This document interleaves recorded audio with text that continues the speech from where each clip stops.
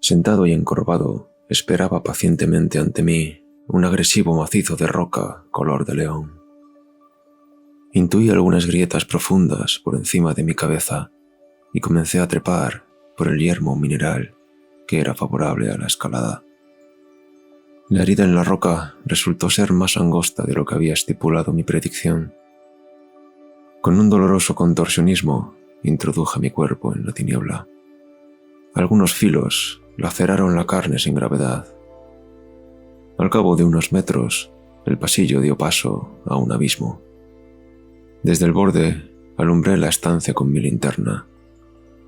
Al otro lado, separada de mí por la infinita caída, descansaba una extensa pared ocre de insólitas propiedades. Su superficie era convexa y muy lisa, tanto que me pareció metal. Llevé la luz hacia la parte inferior y descubrí una hendidura transversal en la inmaculada pared.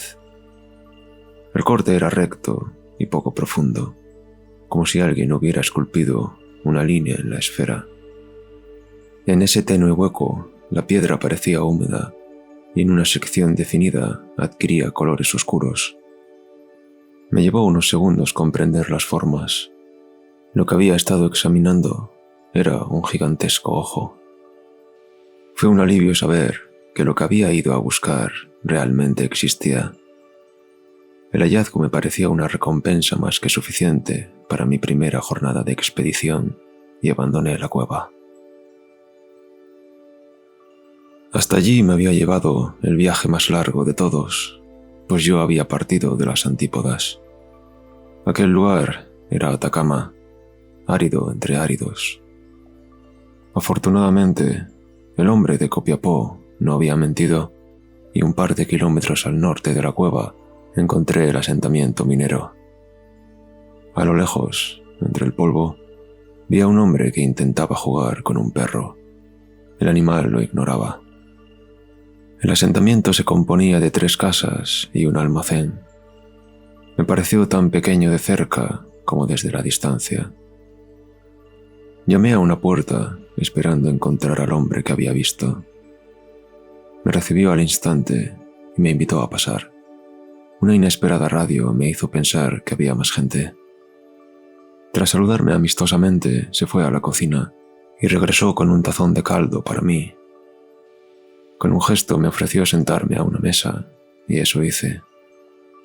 La estancia estaba pobremente iluminada, y mis pupilas no terminaban de aclimatarse. Cuando dejó el tazón sobre la mesa, apenas vi su mano. Se dejó caer en la silla chirriante.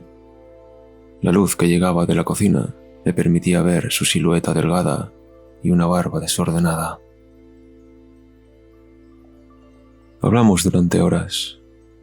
Mi español destartalado e intermitente sin duda dilató las conversaciones, pero Bernardo demostró una gran paciencia. Las palabras de la radio incesante parecían cubrir mi mala pronunciación y en alguna ocasión me aproveché de ellas para expresarme.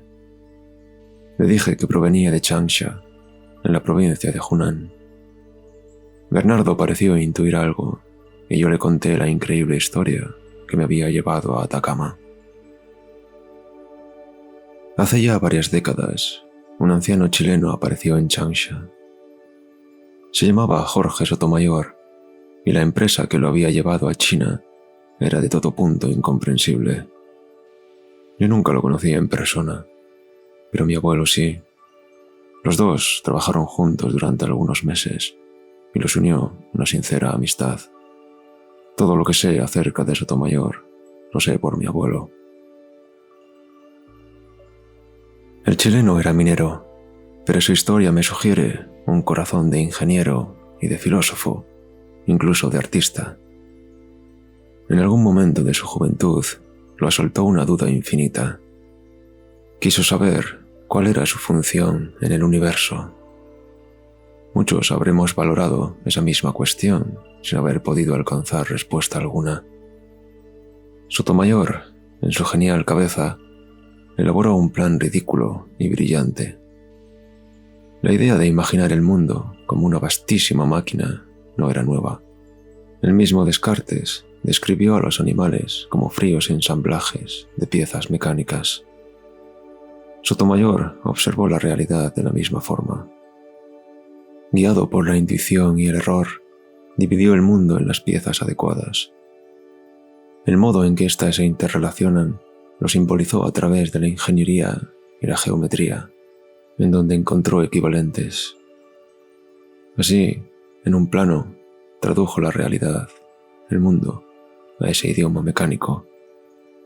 En su primer intento, convirtió en máquina una calle de Copiapó, su pueblo natal. Le llevó 300 páginas.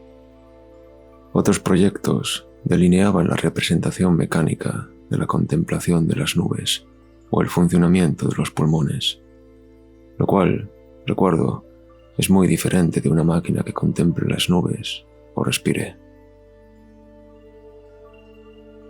La infinita cadena que une todas las cosas lo instó a dejar Chile.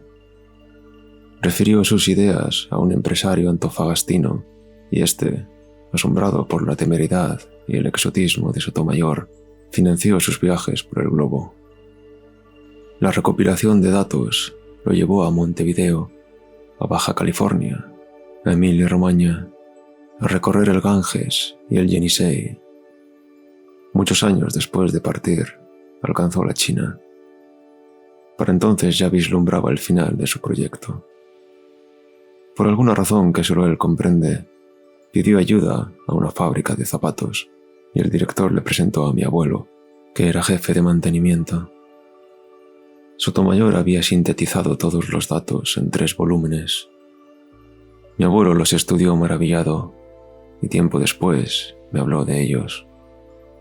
Me dijo, cuando yo era un niño, que al unir aquellas piezas y engranajes que representaban la realidad, se formaba una gigantesca figura humanoide.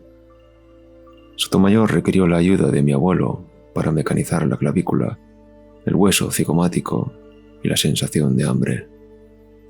A pesar de que mi abuelo se entusiasmó con el proyecto, lo consideraba inalcanzable, un juego solo posible en la matemática y en los planos. Años después del regreso de Sotomayor a Chile, recibimos una carta dirigida a mi abuelo. En ella se leía: «El proyecto está terminado, oculto en algún punto de Atacama». Desgraciadamente, mi abuelo ya había fallecido.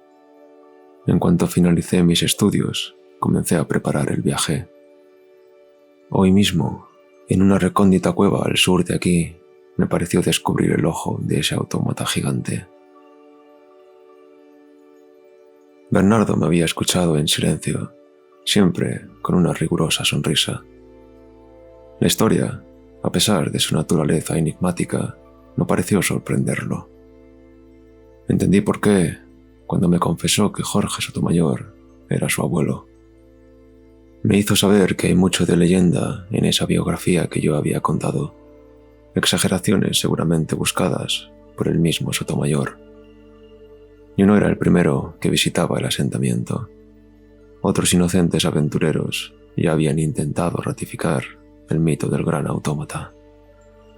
También me dijo que conocía la cueva y me dio la desagradable noticia de que lo que yo había creído un ojo no era más que un capricho de la piedra.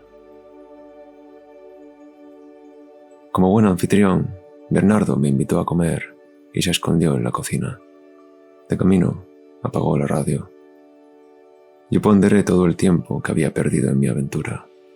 Decidí no arrepentirme de nada. Al rato, regresó Bernardo con un guiso de charqui y patatas. La radio apagada por fin había dejado paso al silencio, y mis pupilas estaban ya aclimatadas. Cuando me acercó el plato, escuché un traqueteo de engranajes, como de intestinos de reloj. También vi en su mano unas hendiduras, finas y profundas, que definían sus articulaciones y que le conferían un aspecto de marioneta.